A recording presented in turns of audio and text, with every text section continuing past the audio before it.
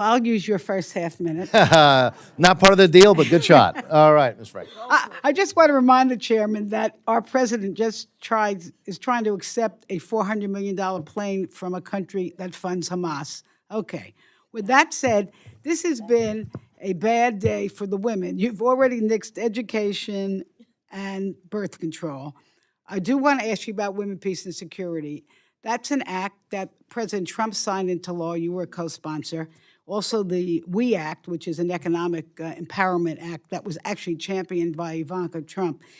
And it's rooted in a recognition that the WPS, the participation is essential to have women in peace talks for stability. And that's because women bear the brunt of war in so many different ways from men. Not that men are not affected by war, but we're talking about sexual violence, trafficking, widowed, forced to become breadwinners and taking over new responsibilities, the becoming refugees. And so when it comes to trying to figure out what to do, it's very important to have women at the table.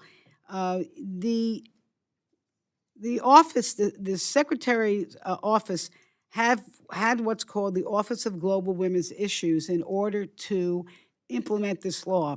What worries me right now is, although it looks like your intentions are to scatter this program, but not have a central office with you that's going to oversee this. I think that would be a mistake, and I want to just ask you if we can discuss that, because I can't tell you, I've spent a lot of time on this issue, and I think it's very, very important that you do not dismantle that particular office. Yeah, no, and I will engage with you. I know it's important, and I share your commitment on it because I sponsored that and supported that bill as well. So I think the question real is, do we need to have a bureau that's all it does from a global perspective, or is that a function that we should insist each of our regional bureaus prioritize and have someone assigned to working that? Because I do think that while the challenges women face are global, they are different in different parts of the world and in different regions. I assure you, the challenges being faced in the European continent and women are very different than the challenges that they probably face in the Indo-Pacific and or in the African continent or somewhere else.